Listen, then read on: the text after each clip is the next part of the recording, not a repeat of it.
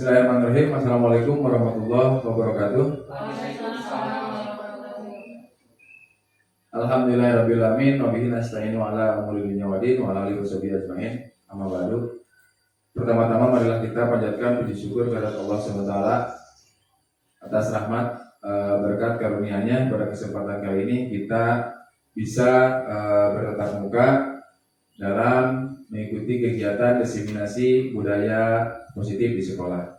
Tak lupa salawat beserta salam marilah kita curah limpahkan pada junjungan Nabi tercinta alam, yakni Nabi wa Nabiyana Muhammad SAW. Yang saya hormati Bapak Ibu Guru SMPN 1 Atap 2 Bojongasih.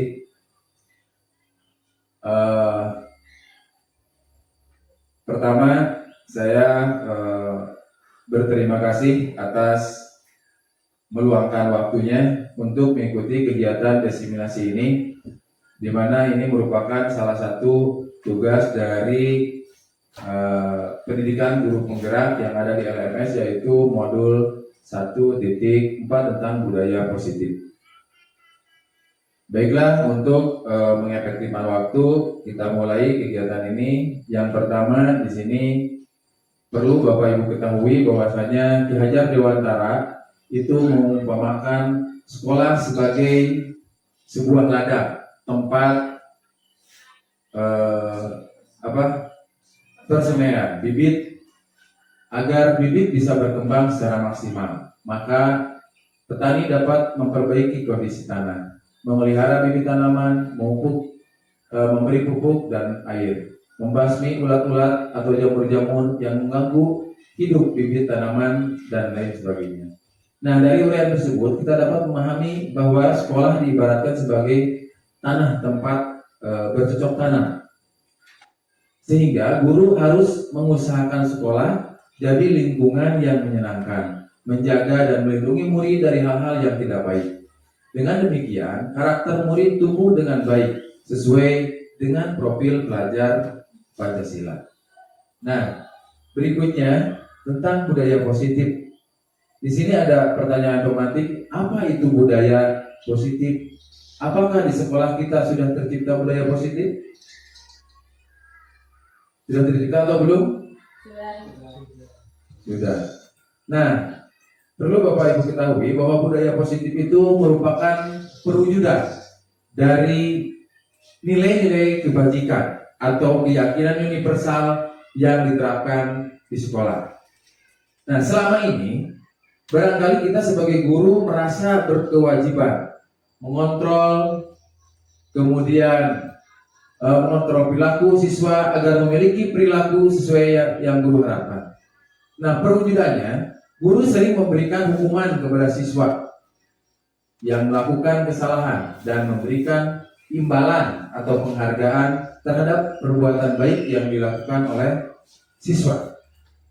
Nah, konsep inti dari budaya positif perlu diketahui bahwasanya konsep intinya itu yang pertama disiplin positif, kemudian nilai-nilai kebajikan, teori motivasi perilaku manusia, kemudian 5 posisi kontrol, dan segitiga restitusi. Nah, dari disiplin positif ini itu akan melahirkan hukuman dan penghargaan. Nilai-nilai kebajikan yaitu keyakinan kelas, teori motivasi perilaku manusia itu berhubungan dengan kebutuhan dasar manusia. Nah, untuk disiplin positif di sini ada pertanyaannya, di mana ketika mendengar kata disiplin, apa yang terbayang di benak Anda? Apa yang terlintas di pikiran Bapak Ibu dengan mendengar kata disiplin? Misalnya tepat waktu, itu berarti disiplin ya di sekolah. Kemudian peraturan. Nah, berasal dari bahasa Latin yang namanya disiplin, itu berasal dari bahasa Latin disciplina yang artinya belajar. Kebanyakan orang akan menghubungkan kata disiplin dengan tata tertib, teratur, dan kepatuhan pada peraturan. Kata disiplin juga sering dihubungkan dengan hukuman, padahal itu sungguh berbeda antara disiplin dengan hukuman. Karena belajar tentang disiplin positif tidak harus dengan memberi hukuman. Justru itu adalah salah satu alternatif terakhir, dan kalau perlu tidak digunakan sama sekali. Nah, murid yang memiliki disiplin positif itu akan memiliki motivasi internal yang tinggi dalam menguasai diri untuk melakukan tindakan yang sesuai dengan nilai-nilai kebajikan universal. Nah, berikutnya tentang nilai-nilai kebajikan universal itu apa? Nilai-nilai kebajikan di sini yang dimaksudkan nilai-nilai kebajikan itu adalah sifat-sifat positif manusia yang merupakan tujuan mulia yang ingin dicapai setiap individu. Nah, nilai-nilai tersebut itu bersifat universal dan lintas bangsa, suku bangsa, agama maupun latar belakang.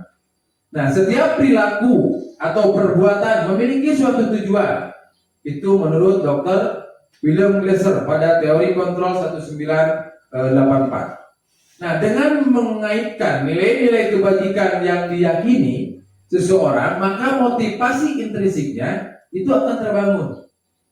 Jadi sekali lagi, dengan mengaitkan nilai-nilai kebajikan yang diyakini seseorang, itu maka motivasi intrinsiknya akan terbangun, sehingga menggerakkan motivasi dari dalam untuk dapat mencapai tujuan mulia yang diinginkan. Itu menurut Diana Gosen tahun 1998. Jadi artinya bahwa kebajikan itu harus benar-benar muncul dari dalam diri individu murid. Nah, kemudian contoh nilai-nilai kebajikan.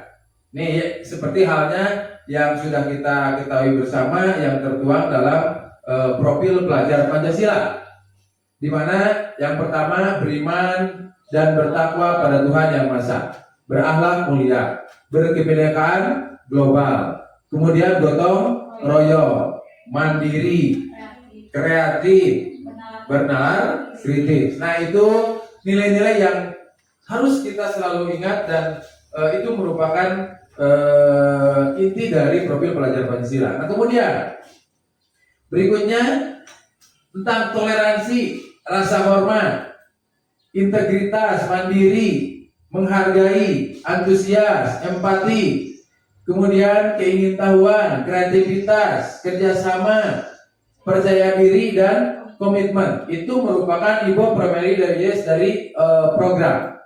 Nah, contoh nilai kebajikan lainnya dalam keterampilan hidup.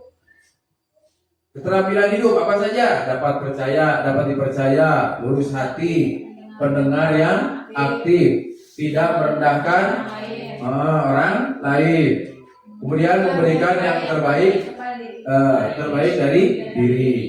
Nah, ada lagi tentang 7 kebajikan esensial: empati, suara hati, kontrol diri, rasa hormat, kebaikan, toleransi, dan keadilan.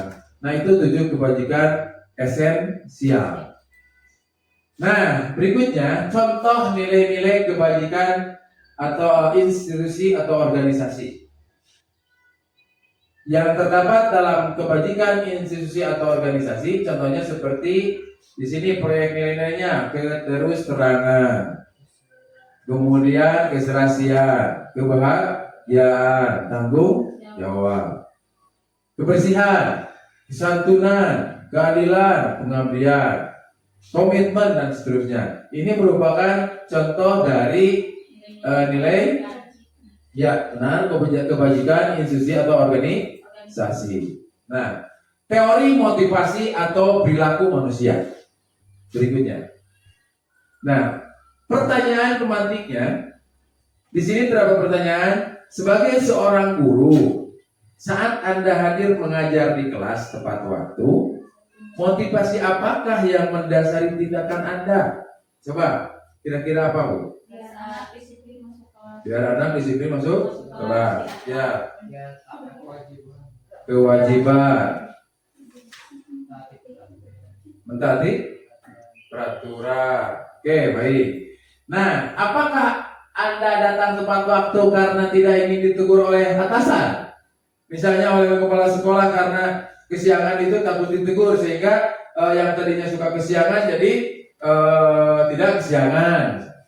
Kemudian mendapat surat peringatan misalnya dari kepala sekolah karena sering kesiangan, menghindari ketidaknyamanan hukuman, atau Anda ingin mendapatkan pujian. Itu apakah karena itu? Karena ingin pujian, takut dihukum oleh atasan, atau misalnya ingin dapat penghargaan atau imbalan, atau Anda ingin menjadi orang yang menghargai waktu, menghargai diri Anda sendiri sebagai teladan bagi murid-murid, ya. Atau tindakan Anda itu sebagai guru akan dicontoh oleh murid-murid Anda, atau menghargai nilai-nilai diri sendiri. Nah, itu yang perlu kita introspeksi diri supaya benar-benar apa yang kita lakukan itu tidak intinya harus atas dasar motivasi secara intrinsik, bukan dari secara ekstrinsik atau dari faktor luar. Nah, teori motivasi perilaku manusia ini perlu diketahui. Di sini ada motivasi eksternal, dari luar, berarti apa yang kita lakukan tadi, tidak kesiangan, kemudian misalkan disiplin yang lainnya dalam bekerja, itu motivasinya eksternal. Misal di sini untuk menghindari ketidaknyamanan atau hukuman, apa yang akan terjadi apabila saya tidak melakukannya. Jadi kalau seandainya kita tidak melakukannya, artinya berarti apa? Kita akan mendapatkan sanksi. Ya, dari mana itu? Berarti secara eksternal. Karena lebih ininya bahwa dia itu melakukan sesuatu itu motivasinya bukan karena atas dasar kesadaran diri sendiri. Motivasi eksternal yang kedua nih, untuk mendapatkan imbalan dari orang lain, seperti halnya yang tadi sudah dijelaskan. Itu sih apa yang akan saya dapatkan apabila saya melakukannya. Jadi contoh misalnya kita memberikan reward kepada anak yang peringkat 1, itu kita kasih reward berupa hadiah. Nah, tentu apa yang dilakukan anak itu karena tidak menutup kemungkinan bukan karena motivasi dari secara intrinsik dari dalam dirinya, tapi karena dia menginginkan mendapatkan hadiah. Motivasi internal. Nah, inilah tujuan disiplin positif. Jadi motivasi yang muncul itu harus benar-benar secara sukarela, secara disadari, berasal dari diri sendiri. Untuk menghargai diri sendiri, saya akan menjadi orang yang seperti apa bila saya melakukannya. Nah, hukuman, konsekuensi, dan restitusi. Ini 3 kata yang berkaitan dengan hal tadi. Seperti halnya yang sering kita lakukan kepada peserta didik kita, kepada murid. Seandainya ada yang kesiangan, ada yang misalnya terlambat masuk ke kelas, atau misalnya tidak mengikuti kegiatan kebiasaan atau dan lain sebagainya. Ada 3 kata: hukuman, konsekuensi, dan restitusi. Apa sih perbedaannya? Nah, perbedaannya di sini. Identitas gagal itu adalah hukuman. Itu salah satu identitas gagal itu adalah hukuman. Identitas sukses, nah disinilah disiplin. Identitas gagal, hukuman, sesuatu yang menyakitkan harus terjadi. Yang namanya dihukum sudah pasti, berarti nantinya bakal menyakitkan. Tidak nyaman untuk murid anak untuk jangka waktu panjang. Korban mendapatkan keadilan, murid atau anak akan tersakiti. Nah, itu yang berhubungan dengan hukuman. Nah, kalau yang dikatakan identitas sukses atau yang tadi kita sebutkan disiplin, ini ada 2 yang termasuk di sana. Ada konsekuensi, ada restitusi. Apa sih perbedaan antara konsekuensi dan restitusi? Kalau konsekuensi di sini sesuatu harus terjadi, itu konsekuensi. Kalau restitusi itu merupakan pilihan. Konsekuensi tidak nyaman untuk murid atau anak untuk jangka waktu yang pendek. Beda dengan hukuman tadi. Kalau hukuman tadi panjang, waktu panjang.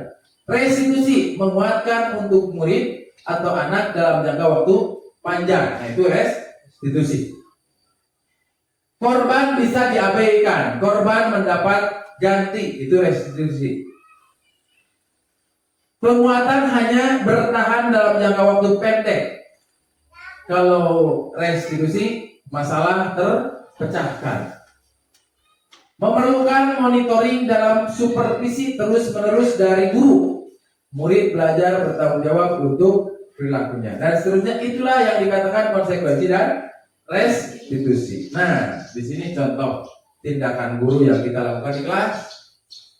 Misal di sini, Bu, Pak, mencatat 100 kali di dalam buku kalimat. Saya tidak akan terlambat lagi karena terlambat ke sekolah. Apakah itu hukuman atau konsekuensi? Di atas tuh ada pilihan, Bu. Ada hukuman, ada konsekuensi. Kalau mencatat 100 kali di dalam buku kalimat nanti, saya tidak akan terlambat lagi karena terlambat ke sekolah. Terus 100 kali. Itu konsekuensi atau hukuman? Hukuman atau konsekuensi? Hukuman. Ya, silakan aja berpendapat. Nanti lihat jawabannya, apakah jawaban Bapak Ibu benar atau salah. Jadi supaya nanti kita tahu apa yang harus kita lakukan di kelas jika seandainya ada mendapatkan siswa yang tidak mengerjakan PR misalnya atau mengerjakan tugas dan lain sebagainya. Apakah benar yang kita lakukan itu atau kurang tepat? 2. Lari mengelilingi lapangan basket 2 kali karena terlambat hadir di sekolah. Hukuman atau konsekuensi? Oke, hukuman. Boleh, mau jawab hukuman, mau jawab konsekuensi, tidak apa-apa. Nanti kita akan samakan jawaban yang benarnya seperti apa. Menggantikan kertas tugas teman yang telah dicoret-coret. Konsekuensi, betul? Ya. Membersihkan tumpahan air di meja tulis karena tersenggol pada saat belajar. Konsekuensi. Murid disuruh untuk mengenakan sepatu seharian di sekolah karena tidak mengenakan sepatu hitam. Disuruh untuk mengenakan sepatu seharian di sekolah karena tidak mengenakan hukuman. Oke.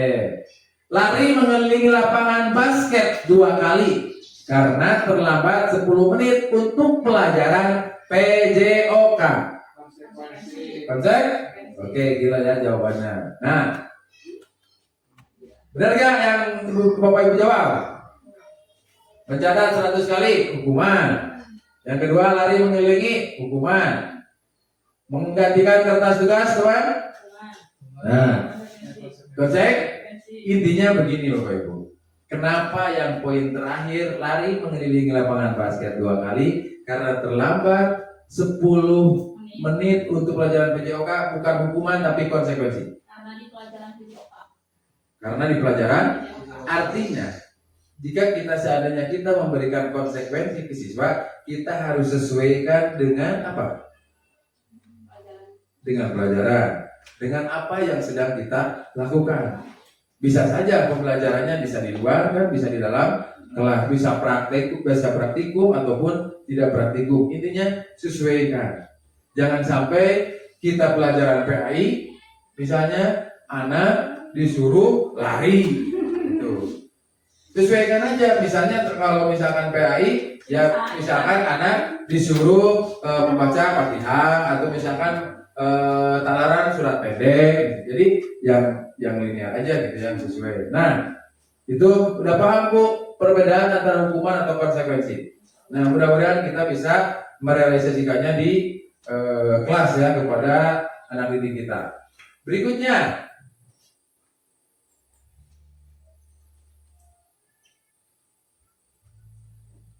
dihukum oleh penghargaan. Ini menurut Alpicon. Penghargaan tidak efektif. Kenapa penghargaan itu tidak efektif sementara kita melakukan itu sudah berpuluh-puluh tahun, ratus-ratus tahun ke belakang?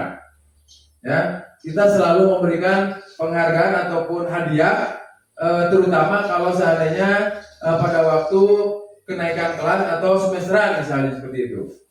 Suatu penghargaan adalah suatu benda atau peristiwa yang diinginkan. yang dibuat dengan persyaratan. Hanya jika Anda melakukan hal ini, maka Anda akan mendapatkan penghargaan yang diinginkan. Nah, jika saya mengharapkan suatu penghargaan dan tidak mendapatkannya, maka saya akan kecewa dan berkecil hati. Serta kemungkinan lain kali saya tidak akan berusaha sekeras sebelumnya. Kalau seandainya kita mengharapkan sebuah penghargaan. Jika kita memberikan seseorang suatu penghargaan untuk melakukan sesuatu, maka kita harus terus-menerus melakukannya, memberikan penghargaan tersebut. Nah, jika kita ingin orang tersebut meneruskan perilakunya, artinya kalau seandainya anak itu misalnya terus ingin berprestasi, tidak menutup kemungkinan tatkala suatu saat kita tidak memberikan penghargaan kepada anak tersebut, anak jadi berleha. Gak dikasih penghargaan karena sudah terbiasa. Nah, itu penghargaan yang dikatakan tidak efektif. Nah, berikutnya, penghargaan bisa merusak hubungan. Ketika seorang diberi penghargaan atau dipuji di depan orang banyak, maka yang lain akan merasa iri. Misalnya kita peringkat 1, 2, 3 naik ke panggung atau juara umum ke panggung, ada kemungkinan teman-temannya itu merasa iri kepada mereka. Apalagi kalau dia itu merasa bahwa di kelasnya itu setara saingannya, saingan dia, yang bahkan ada penilaian sendiri bahwa yang harus naik ke panggung atau yang peringkat itu dia sendiri. Ternyata oleh Bapak Ibu guru dia tidak termasuk. Itu akan menimbulkan rasa kekecewaan. Jika seorang guru sering memberikan penghargaan kepada murid-muridnya, besar kemungkinan murid-muridnya termotivasi hanya untuk menyenangkan gurunya. Mereka tidak akan bersikap jujur kepada guru tersebut. Karena guru, dia melakukan sesuatu itu. Penghargaan menciptakan persaingan di dalam kelas, dan persaingan menciptakan kecemasan. Udah pasti. Jadi tidak, kalau misalkan kerja kelompok atau apa, dia itu akan merasa, dia itu kalau seandainya sama pesaingnya itu akan tidak terjadi keharmonisan ataupun dalam lingkungan belajar di kelas itu. Karena apa? Karena munculnya rasa persaingan.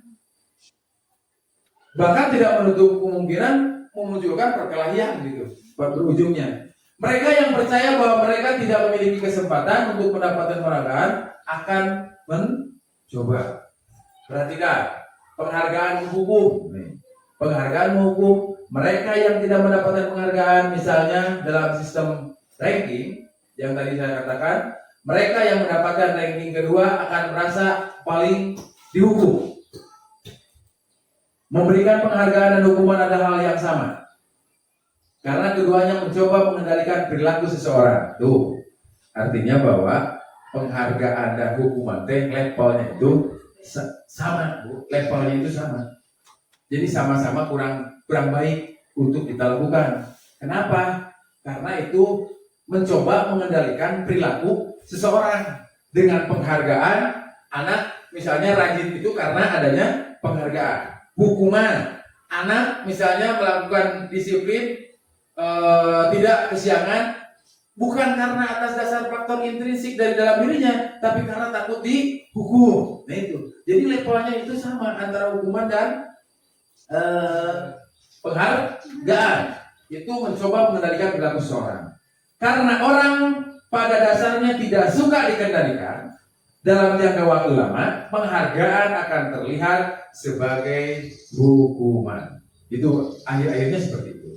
Jika suatu penghargaan diharapkan, namun Anda tidak mendapatkannya, Anda akan merasa dihukum. Berikutnya, keyakinan kelas. Ini keyakinan kelas. Keyakinan kelas yang ada itu berasal dari peraturan kelas. Awal-awalnya dari peraturan kelas yang sering yang kita kenal pada saat ini itu peraturan kelas.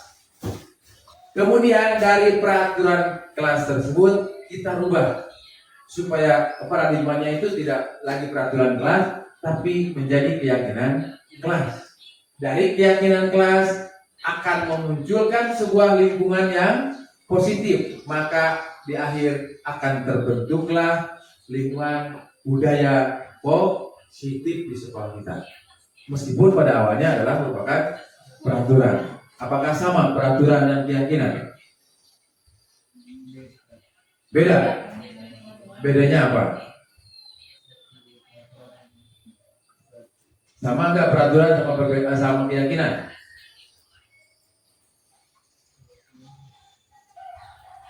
Mengapa keyakinan kelas? Kenapa tidak peraturan kelas saja? Sama nggak keyakinan dan peraturan?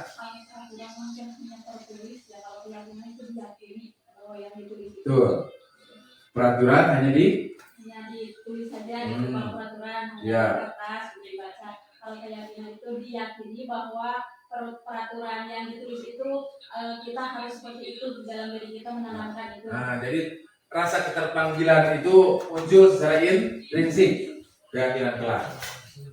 Nah, terus, di sini perhatikan kalimat di samping ini. Mengapa kita memiliki peraturan tentang menggunakan helm saat mengendara? Pertanyaan kedua, mengapa ada peraturan dilarang mengkonsumsi narkoba? Misalnya.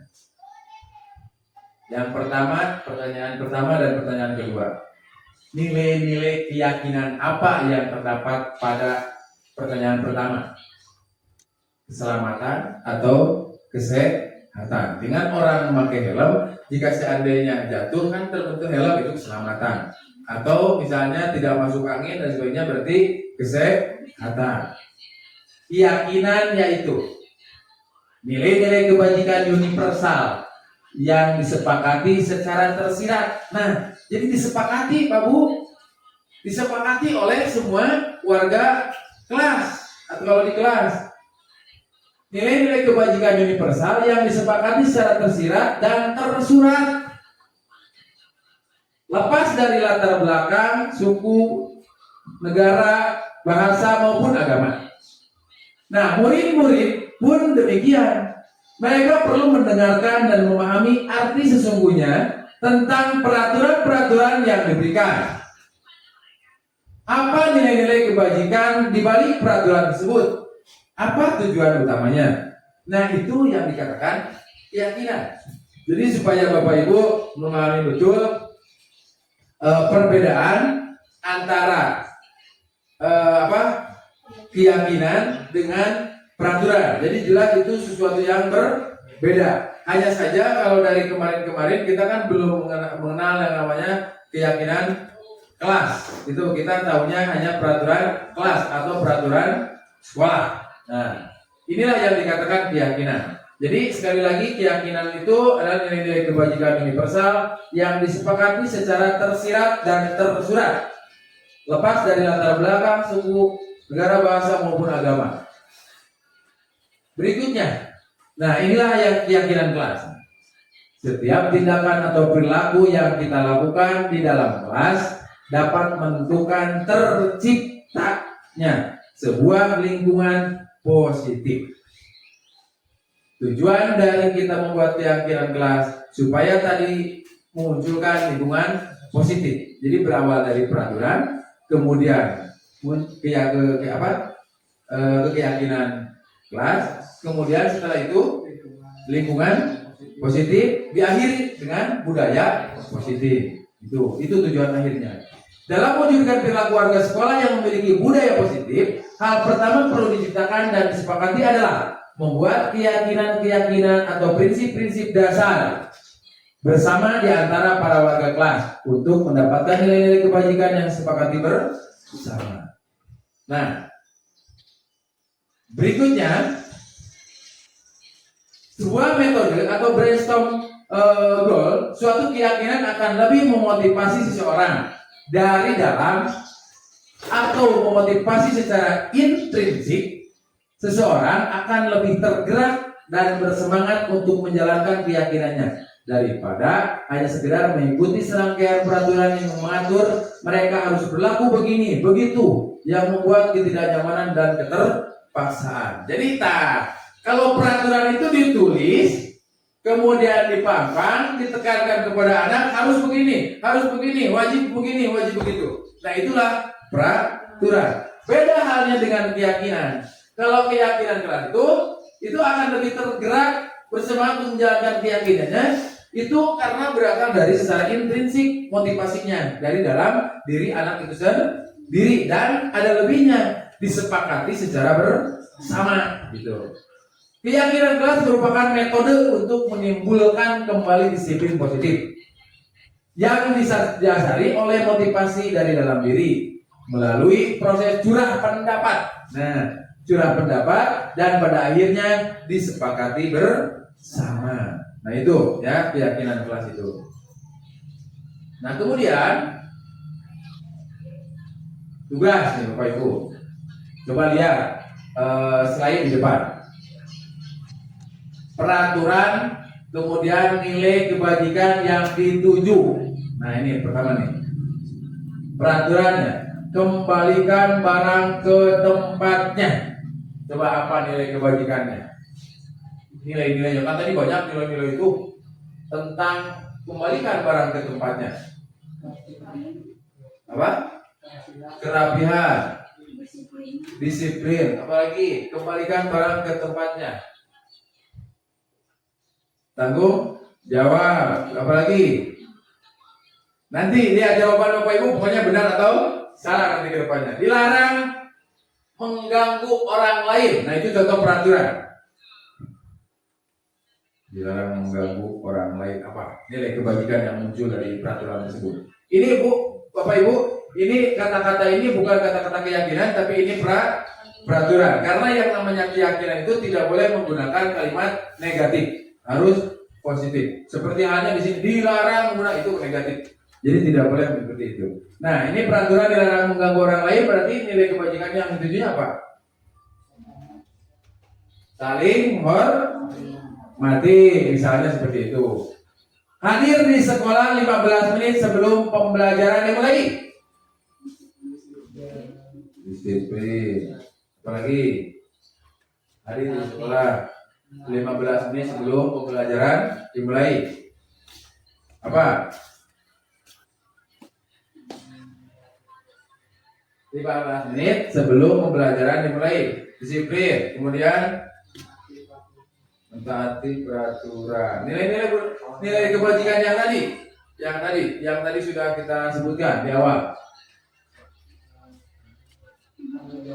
Tanggung jawab. Dilarang melakukan kekerasan. Dilarang melakukan kekerasan misalnya di kelas. Berarti apa ya nilai yang ditujunya? Nilai kebajikan apa? Dilarang saling menghormati, boleh. Atau apa lagi?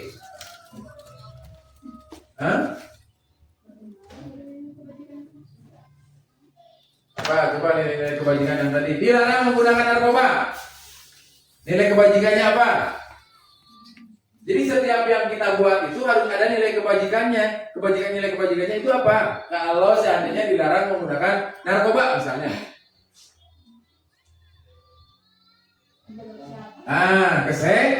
Kesehatan, intinya itu aja nilai keyakinannya, kebajikannya.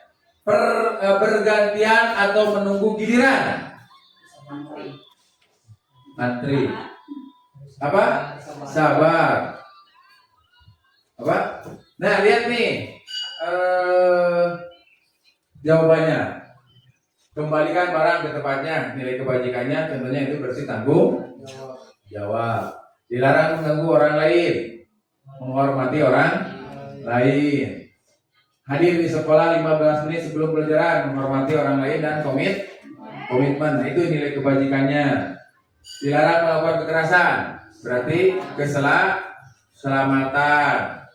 Dilarang menggunakan narkoba, kesehatan, keselamatan. Bergantian untuk menunggu giliran. Menghormati orang lain atau bersabar. Nah itu nilai kebajikan yang ditujunya. Nah, berikutnya pembentukan keyakinan kelas. Pembentukan keyakinan kelas, Bapak Ibu, bersifat abstrak, berupa pernyataan universal, dibuat dalam pernyataan positif. Tadi yang saya katakan tidak boleh negatif, sedikit saja agar mudah diingat. Jadi jangan terlalu banyak, tapi bisa mencakup secara universal, kelulusan, keseluruhan, sesuai dengan kondisi kelas atau sekolah sehingga mudah diterapkan. Kemudian semua warga kelas dilibatkan dalam pembuatan keyakinan kelas. Wajib itu hukumnya. Berikutnya, contoh keyakinan kelas: datang tepat waktu, saling menghormati dan menghargai, menjaga kebersihan. Nah, itu salah satu contoh keyakinan kelas. Ini sudah menggunakan kalimat positif. Ya. Kebutuhan dasar manusia. Pembahasan untuk kebutuhan dasar manusia. Kenapa? Karena keyakinan kelas atau tadi awalnya peraturan, kemudian keyakinan kelas itu sangat dipengaruhi oleh yang namanya kebutuhan dasar manusia. Perilaku manusia itu sangat dipengaruhi oleh ini. Apa itu kebutuhan dasar manusia? Seluruh tindakan manusia memiliki tujuan tertentu. Semua yang kita lakukan adalah usaha terbaik kita untuk mendapatkan apa yang kita inginkan. Ketika kita mendapatkan apa yang kita inginkan, sebetulnya saat itu kita sedang memenuhi satu atau lebih dari kebutuhan dasar kita. Nah, berikutnya, inilah yang dikatakan 5 kebutuhan dasar manusia. Pertama, survival atau bertahan hidup, itu yang paling pokok. Pertama. Kedua, kasih sayang. Yang ketiga, penguasaan. Yang keempat, kebebasan. Yang kelima, kesenangan. Itu kalau seandainya kelima-lima tersebut sudah terpenuhi, insya Allah dalam penerapan keyakinan kelas anak akan lebih mudah untuk dilaksanakan oleh anak didik kita. 5 kebutuhan dasar manusia yang tadi sudah disebutkan. 1, kebutuhan untuk bertahan hidup. Kebutuhan yang bersifat psikologis untuk bertahan hidup, misalnya kesehatan, kemudian rumah, makanan, gitu. Anak mau bisa menjaga keyakinan gimana kalau perutnya lapar? Kemudian kalau seandainya tidak sehat, jangankan menjaga keyakinan kelas, datang ke sekolah pun mungkin akan bermasalah, gitu ya. Cinta dan kasih sayang, itu intinya bahwa anak itu kebutuhan untuk merasa menjadi bagian dari suatu kelompok, jadi terasa gitu. Misalnya di sini si anak menerima terasa dikasih sayang oleh teman-temannya, oleh lingkungan, misalkan oleh guru dan lain sebagainya. Kekuasaan, kebutuhan ini meliputi keinginan untuk dianggap berharga, gitu. Bisa membuat perbedaan, bisa membuat pencapaian, kompeten, diakui, dihormati. Ini meliputi self-esteem dan keinginan untuk meninggalkan pengaruh. Beda halnya kalau seandainya anak merasa gimana ya sama teman-temannya dikucilkan gitu, kemudian merasa tidak diajak bermain dan lain sebagainya lah. Itu akan sangat berpengaruh terhadap psikologi dari anak tersebut. Yang keempat, kebebasan. Anak dengan kebutuhan kebebasan yang tinggi menginginkan pilihan. Mereka perlu banyak bergerak, suka mencoba-coba, tidak terlalu terpengaruh orang lain dan senang mencoba hal baru dan menarik. Nah itu. Yang kelima, kesenangan. Kebutuhan untuk mencari kesenangan seperti halnya bermain, tertawa. Anak-anak dengan kebutuhan dasar kesenangan yang tinggi biasanya ingin menikmati apa yang dilakukan. Dan mereka juga bisa berkonsentrasi tinggi saat belajar. Nah, yuk kita analisis kasus berikut ini. Coba mohon untuk Bapak Ibu untuk dibaca. Tahun ini Andi benar berusia 18 tahun. Ia senang sekali ketika ayahnya mulai mengajarkan cara menyetir mobil. Setiap akhir pekan ia berlatih menyetir. Ia terlihat senang sekali berlatih sampai akhirnya ia bisa menyetir mobil dengan baik dan lancar. Ketika ibunya bertanya pada Andi apa yang membuat dia ingin bisa menyetir mobil, ketiga jawaban Andi adalah seperti ini: kebutuhan apa yang ingin dia penuhi. Nah, kebutuhan apa yang ingin dia penuhi atau Andi? Jawaban Andi, aku merasa bangga dan keren. Berarti kebutuhan apa itu? Tadi kan ada 5 kebutuhan dasar manusia. Nah, jawaban Andi, aku merasa bangga dan keren. Apa kira-kira? Kebutuhan apa? Tadi kan kebutuhan dasar yang tadi nih.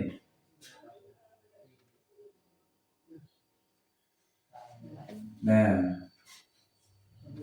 apakah kesenangan, kebebasan, penguasaan, kasih sayang, bertahan hidup?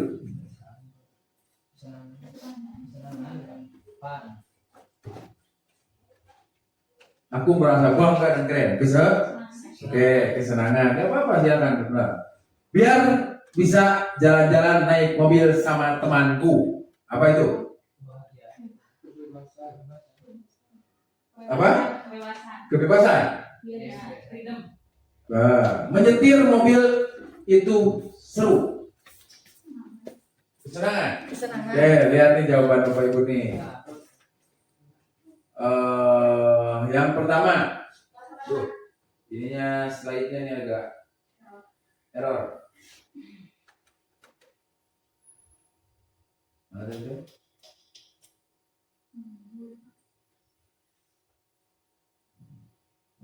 Yang ini ya.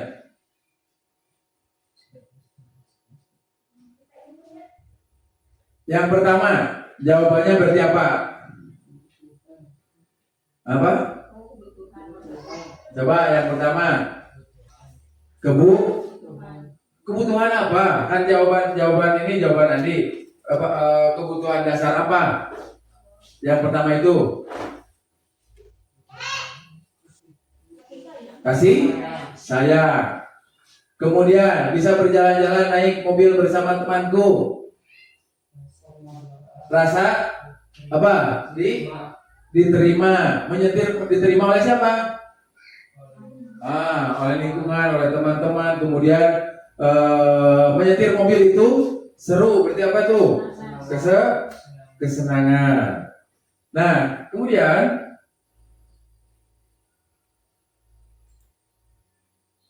berikutnya, pertanyaannya apa yang terjadi apabila salah satu atau beberapa kebutuhan dasar anak tidak terpenuhi? Dari yang kelima tadi itu tidak semua terpenuhi, ada yang tidak terpenuhi. Kira-kira apa coba? Ketika seseorang murid melakukan suatu perbuatan yang bertentangan dengan nilai-nilai kebajikan atau melanggar peraturan, hal itu sebenarnya dikarenakan mereka gagal memenuhi kebutuhan dasar mereka dari 5 dasar tadi. 5 posisi kontrol. Nah, ini yang harus Bapak Ibu pahami, ada 5 posisi kontrol sebagai penghukum, pembuat rasa bersalah, kemudian sebagai teman, kemudian sebagai pemantau, kemudian sebagai manajer. Nah, ini 5 posisi kontrol yang harus kita pahami. Di mana kita itu pada posisi apa selama ini? Ya, pada posisi apa kita selama ini yang sering kita lakukan? Contoh di sini, seorang penghukum bisa menggunakan hukuman fisik maupun verbal. Orang-orang yang menjalankan posisi penghukum senantiasa mengatakan bahwa sekolah memerlukan sistem atau alat yang dapat lebih menekan murid-murid lebih dalam lagi. Guru-guru yang menerapkan posisi penghukum akan berkata, patuhi aturan saya, atau awas, kamu selalu saja salah, pasti selalu yang terakhir selesai. Guru seperti ini senantiasa percaya hanya ada satu cara agar pembelajaran bisa berhasil, yaitu cara dia. Jadi cara dia sendiri, cara guru tersebut. Kemudian berikutnya, nah itu penghukum ya. Pada posisi ini biasanya guru akan bersuara lebih lembut. Pada posisi pembuat rasa bersalah. Pada posisi rasa bersalah akan bersuara lebih lembut. Pembuat rasa bersalah akan menggunakan keheningan yang membuat orang lain merasa tidak nyaman, bersalah atau rendah diri. Kata-kata yang keluar dari lembut adalah seperti, ibumu sangat kecewa sekali dengan kamu. Berapa kali Bapak harus memberitahu kamu ya? Gimana coba kalau orang tua kamu tahu kamu berbuat begini, dia posisi ini murid akan memiliki penilaian diri yang buruk tentang diri mereka. Murid merasa tidak berharga, dan telah mengecewakan orang-orang yang disayanginya. Nah, itu posisi pembuat rasa bersalah, posisi yang kedua. Yang pertama, penghukum harus kita hindari. Ini yang posisi kedua pun itu masih kurang bagus. Berikutnya, kalau seandainya ini kita sekali lagi menemukan anak yang bermasalah, ya, bermasalah. Posisi teman, berarti apa-apa yang kita katakan itu menganggap bahwa dia itu sebagai teman. Intinya seperti itu.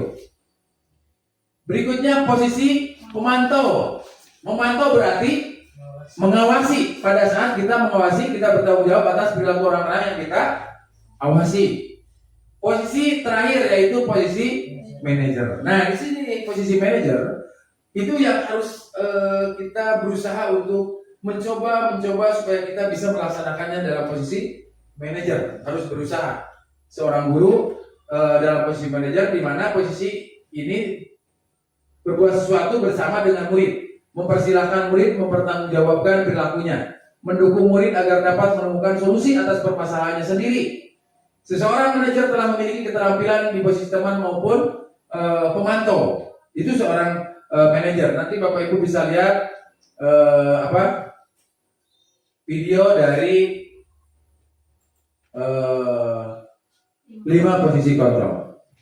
Ya, baiklah Bapak Ibu, silakan simak tentang video berikut ini, yaitu untuk lebih memahami tentang 5 posisi kontrol.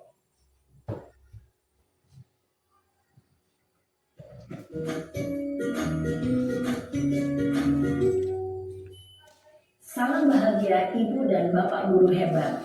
Dalam penerapan disiplin positif restitusi, salah satu program yang dikembangkan adalah 5 posisi kontrol. 5 posisi kontrol dalam restitusi adalah proses perjalanan seorang pendidik agar dapat mengenali dirinya. Pada video kali ini, kita akan membahas tentang 5 posisi kontrol yang dikembangkan oleh Diane Grossen dan contoh penerapannya.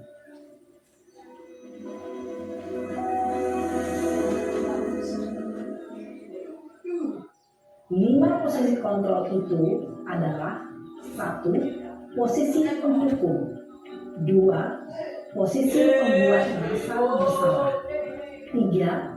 Posisi teman, 4. Posisi pemantau atau monitor, dan 5. Posisi manajer. Untuk lebih memahami kelima posisi tersebut, mari kita saksikan kasus Naren yang terlambat hadir 20 menit di sekolah dan melihat bagaimana kelima posisi kontrol dalam menghadapi masalah tersebut.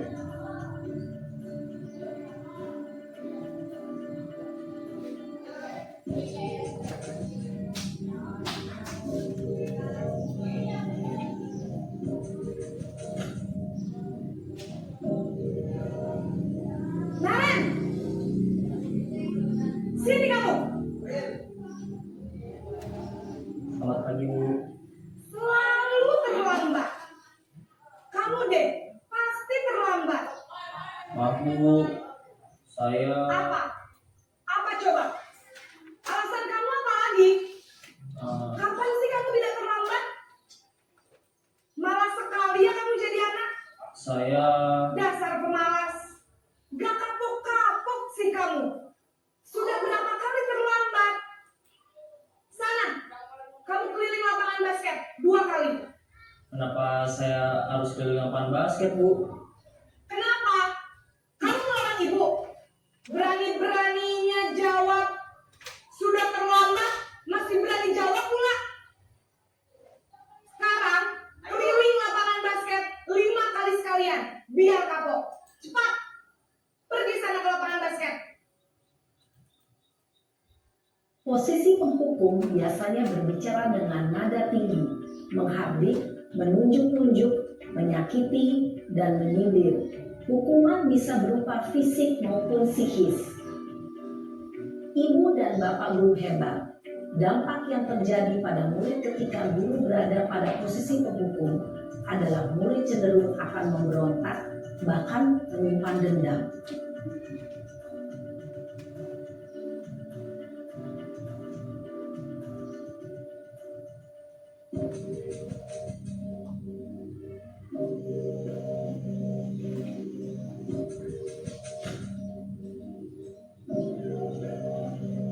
Naren,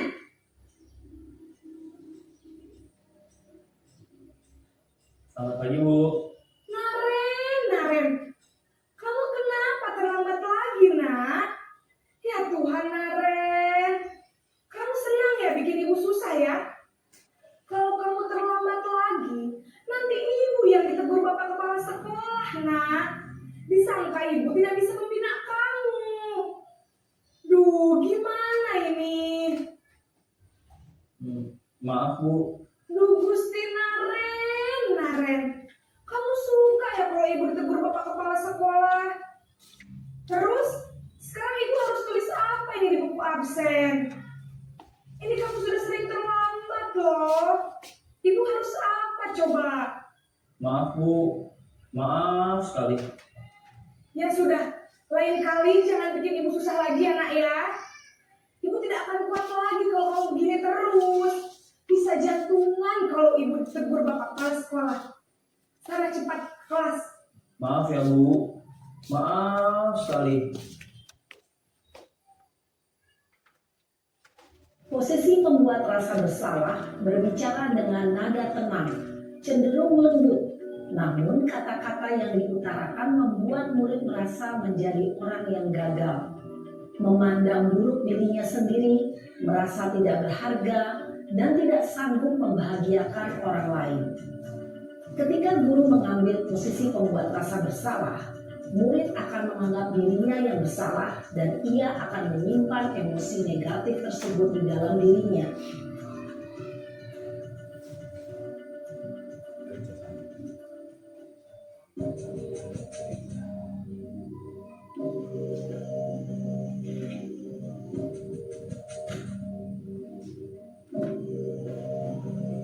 Naren,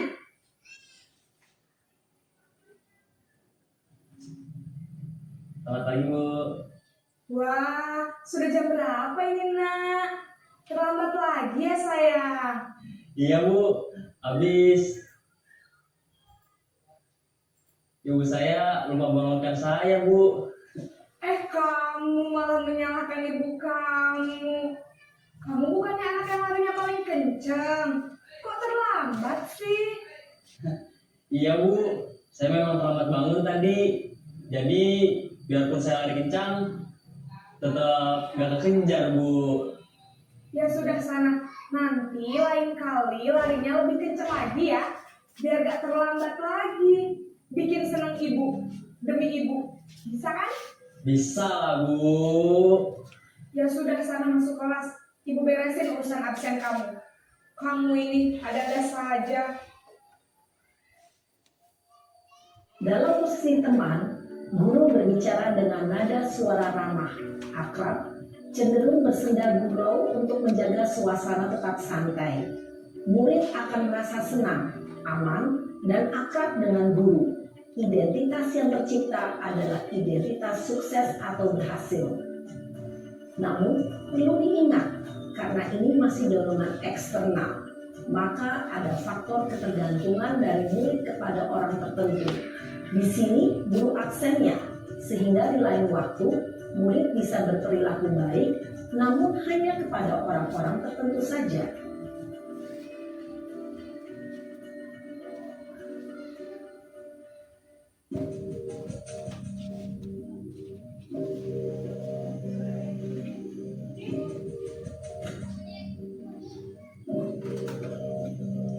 Naren!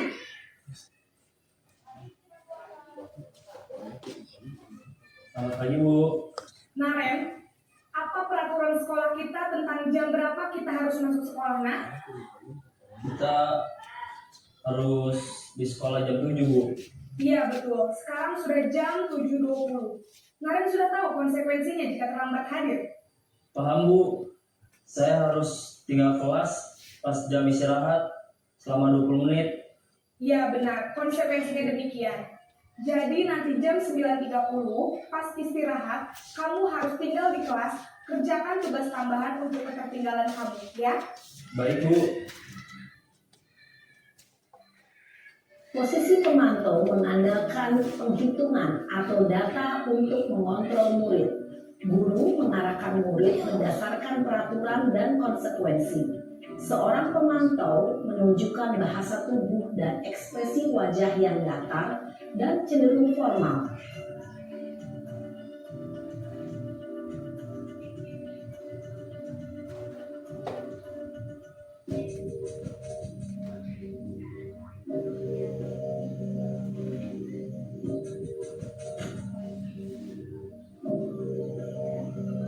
Naren,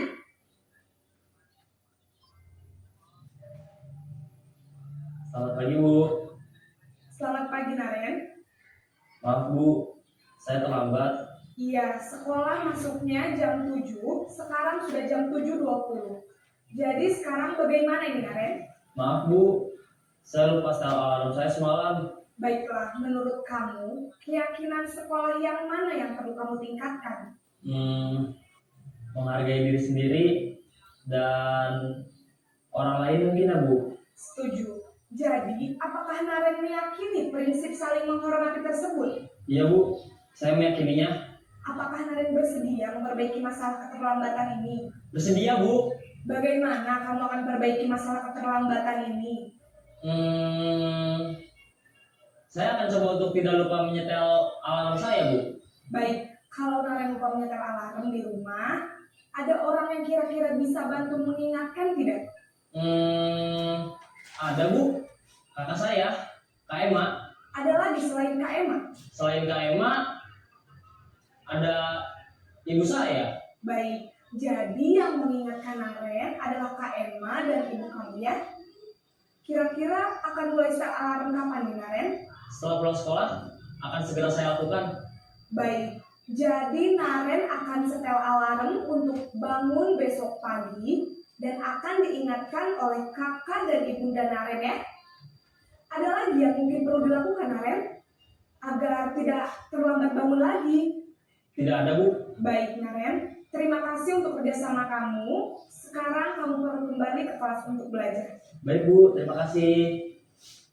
Nah itu Ibu Pak contoh dari 5 posisi kontrol ya, supaya nanti kita bisa menerapkannya. Terutama yang paling baik itu yang mana?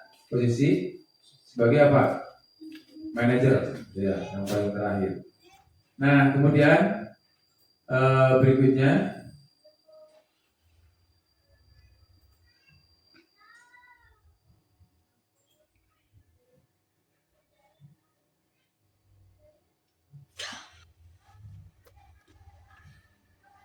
ini 5 posisi kontrol yang tadi: penghukum, membuat orang merasa bersalah, sebagai teman, pemantau, dan manajer. Dan juga di bawahnya sudah ada beberapa contoh dari setiap indikator tersebut. Misalnya penghukum itu menghardik, menunjuk, menyakiti atau menyindir. Pembuat merasa bersalah, berceramah dan mengatakan seharusnya ibu kecewa dan seterusnya. Nah itu contoh-contoh dari 5 posisi kontrol yang sudah tadi lebih dijelaskan lagi di video. Berikutnya ini ada tugas Bapak Ibu, pernyataan atau siapa saja yang mengatakan saya kecewa sekali dengan kamu. Siapa yang mengatakan? Saya kecewa sekali dengan kamu. Siapa? Guru. Kamu tidak pernah benar melakukannya. Siapa yang mengatakan? Siapa? Hah? Maksudnya bukan ini yang digarisbawahi itu. Kecewa sekali. Saya kecewa sekali dengan kamu. Itu kan bahasa yang tadi yang awal. Saya kecewa sekali dengan kamu. Kecewa sekali yang didasarinya. Berarti apa? Sebagai apa? Membuat orang merasa bersalah. salah. Tidak pernah benar. Nah, itu penghukum. Ayo lakukan demi ibu bapak, lakukan demi ibu bapak, itu kata-kata sebagai berarti teman. Kemudian apakah kamu mau mendapatkan stiker bintang? Berarti teman pemantau. Menyelesaikan masalah berarti manajer, dan terakhir selalu itu sebagai penghukum. Nah, itu maksudnya siapa yang mengatakan di sana itu ada di level mana? Apakah sebagai penghukum atau sebagai pemantau atau teman atau yang paling akhir yaitu manajer. Berikutnya yang terakhir yaitu segitiga restitusi. Ini yang terakhir yaitu segitiga restitusi. Segitiga restitusi itu ada 3 tahapan. Yang pertama menstabilkan identitas, kemudian yang kedua validasi tindakan yang salah, kemudian yang ketiga menanyakan keyakinan. Ini yang dikatakan segitiga restitusi. Menstabilkan identitas, validasi tindakan yang salah, dan menanyakan keyakinan. Segitiga restitusi adalah proses menciptakan kondisi bagi murid untuk memperbaiki kesalahan mereka sehingga mereka bisa kembali pada kelompok mereka dengan karakter yang lebih baik. Segitiga restitusi adalah sebuah tahapan untuk memudahkan para guru dan orang tua dalam melakukan proses untuk menyiapkan anaknya untuk melakukan restitusi. Nah, tahapannya di sini pertama menstabilkan identitas. Kita semua akan melakukan hal yang terbaik yang bisa kita lakukan. Validasi tindakan yang salah. Semua perilaku memiliki alasan. Itu kata-kata yang harus digarisbawahinya. Menanyakan keyakinan. Kita semua memiliki motivasi secara internal, keyakinan, jadi motivasi dari dalam diri. Kemudian berikutnya menstabilkan identitas itu bagaimana? Bagian dasar dari segitiga bertujuan untuk mengubah identitas anak dari orang yang gagal karena melakukan kesalahan menjadi orang yang sukses. Anak yang melanggar peraturan karena sedang mencari perhatian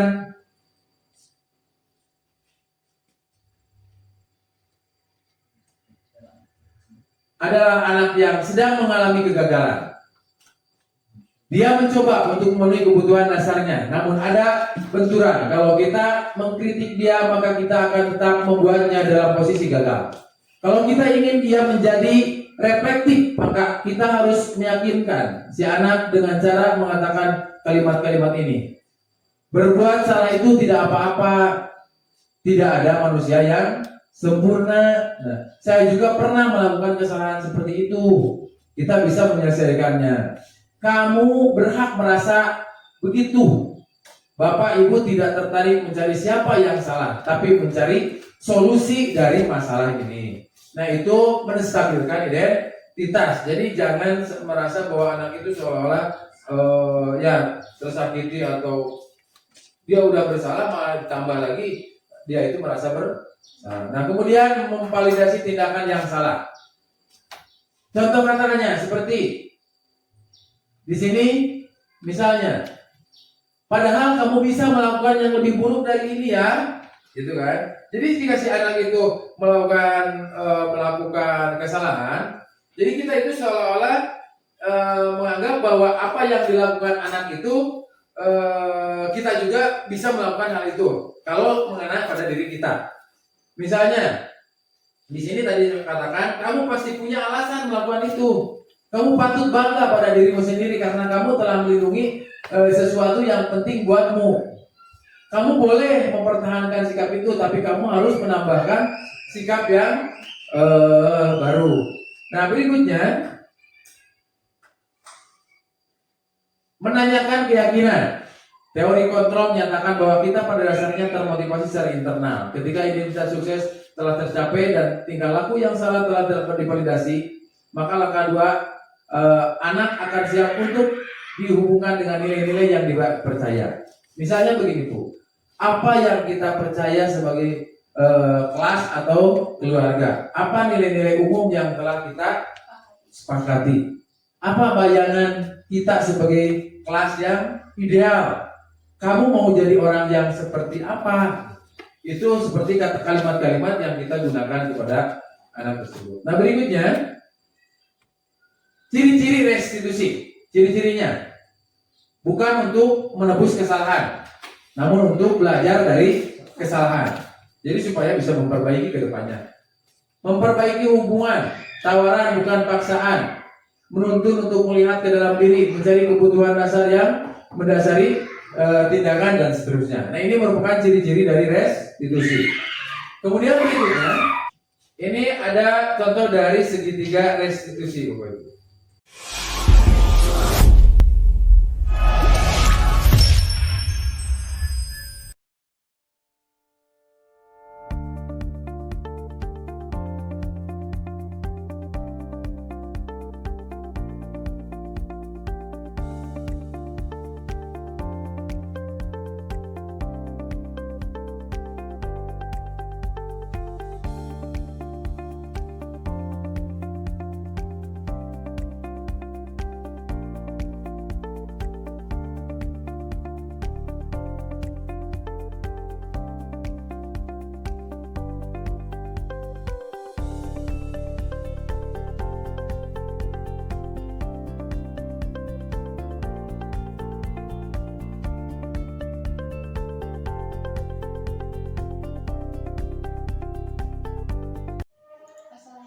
Waalaikumsalam. Di Sita Bella ya.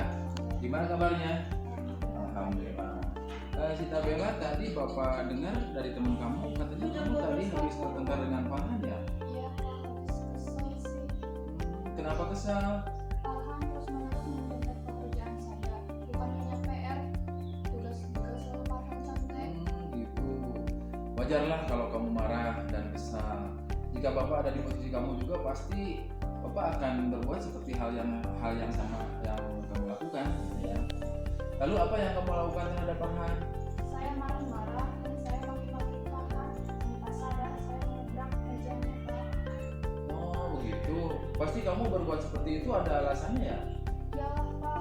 Masa saya diam saja? Saya kan sudah susah payah mengerjakan soal, tapi Farhan mencotek tidak mau berusaha sendiri. Ya wajarlah kalau kamu merasa marah karena tidak rela untuk pekerjaan kamu itu dicontek begitu saja sama Farhan. Bapak sangat menghargai tindakan kamu ya, tidak berbuat lebih buruk daripada itu, misalnya memukul atau melempar. Iya. Sekarang coba kita pikirkan tindakan kamu marah sampai menggubrak meja, apakah sesuai dengan keyakinan kelas atau tidak? Tidak, Pak. Oh tidak. Nah, menurut kamu keyakinan kelas apa yang telah kamu langgar? Saling menghormati antar teman.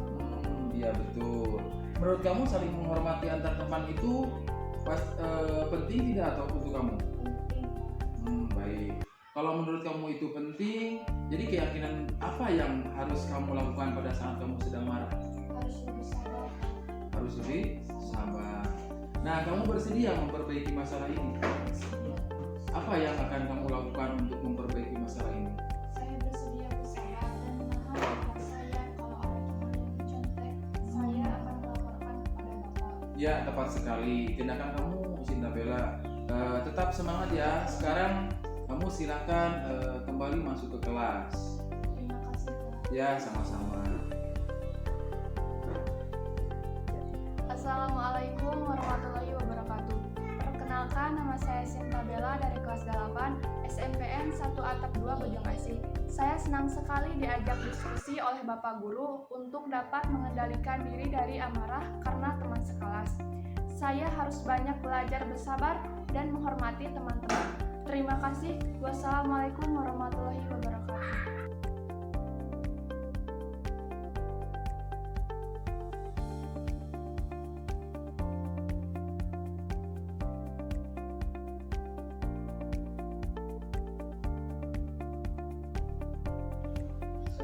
Waalaikumsalam. Ini Arun ini ya. Ya, Gimana kabarnya? baik Pak. Alhamdulillah.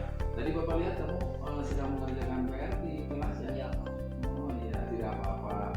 Kamu mengerjakan PR di kelas karena teman-teman juga kemarin Bapak lihat ada yang mengerjakan PR di sekolah gitu. Nah, dengan mengerjakan PR di sekolah menurut kamu apakah itu benar atau salah?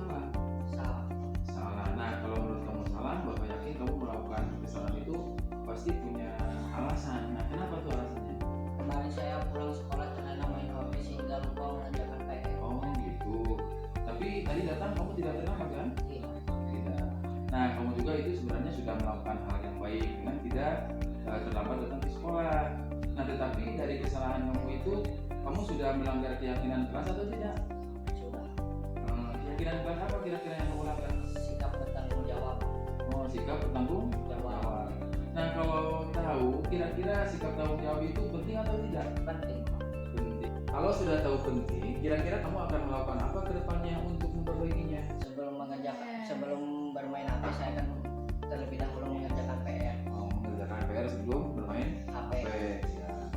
Nah, bagus jika kamu sudah memperbaikinya. Kira-kira kamu akan menjadi apa coba ke depannya? Saya akan lebih bertanggung jawab, Pak. Nah, bagus. Kalau sudah tahu apa yang kamu lakukan, sekarang kamu boleh masuk kelas ya dan siap-siap untuk mengikuti pelajaran berikutnya. Baik, Pak. Ya, terima kasih ya atas waktunya.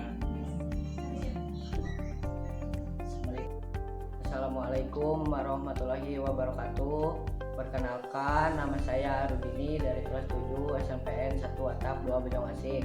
Terima kasih Bapak Guru yang telah mengajak diskusi kepada saya untuk menemukan solusi dari kesalahan yang saya perbuat. Saya tidak akan mengerjakan PR di kelas lagi dan saya akan mengurangi bermain HP untuk belajar lebih giat lagi. Terima kasih. Wassalamualaikum warahmatullahi wabarakatuh.